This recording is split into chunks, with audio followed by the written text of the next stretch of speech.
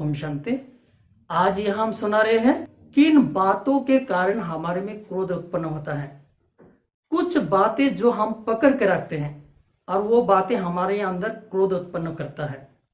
उसमें से पहले एक बात जो हम पकड़ के रखते हैं कि जैसे मैं चाहता हूं वैसे करना चाहिए, जैसे मैं कहता हूं ऐसे करना चाहिए, जैसे मैं चाहता हूं ऐसे चलना चाहिए।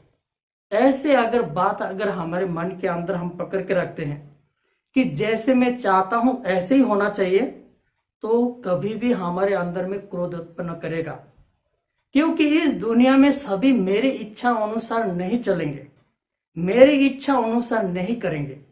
और जब हमारे मन में हम पकड़ के रखते हैं कि उनको ऐसे ही करना चाहिए, ऐसे चलना चाहिए, और नहीं करते हैं, तब हमारे मन में क्रोध उत्पन्न होता है। तो पहली बात हमें यह समझना चाहिए कि जैसे मैं चाहता हूं इस दुनिया में ऐसा नहीं हो सकता।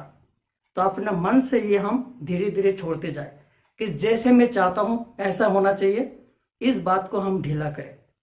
और दूसरी बात, अगर हम ये बात पकड़ के रखते हैं कि कभी तो हमें क्रोध करना ही पड़ता है, क्रोध नहीं करेंगे तो सब ढीले हो जाएंगे, क्रोध नहीं करेंगे तो सब काम नहीं करेंगे, सब काम बिगड़ जाएगा, ये समझना बिल्कुल गलत है। क्रोध करने से कोई काम सुधरते नहीं है, क्रोध करने से काम बिगड़ते हैं। क्रोध करेंगे तो साथी भी दूर हटते जाएगा, सहयोग देने वाले दूर हटते जाएगा।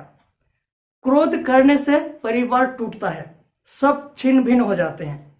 क्रोध से कोई काम सुधरते नहीं है, क्रोध से नुकसान होता है। अगर हम ये समझ लेते हैं कि क्रोध करने से ही काम होगा, ये गलत है।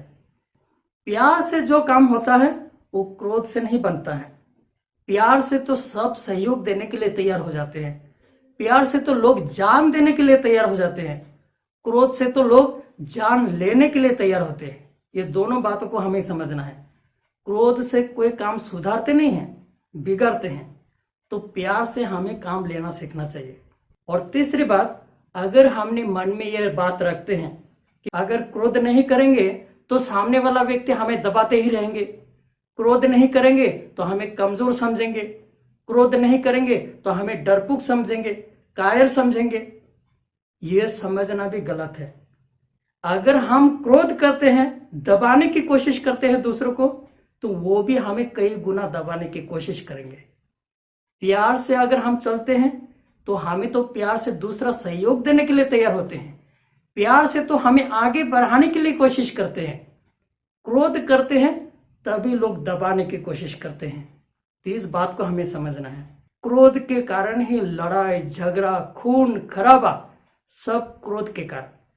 अगर आप जेल में जो कारागार के अंदर जो कैदी लोग हैं, बंदी लोग हैं, उसमें से अगर आप परसेंटेज निकालेंगे, कम से कम 60% लोग एक क्रोध के कारण कोई अपराध करके अंदर में बैठे हुए हैं। क्रोध इतना नुकसान करता है, इसलिए क्रोध पर हमें विजय पाना है। ओम शांति।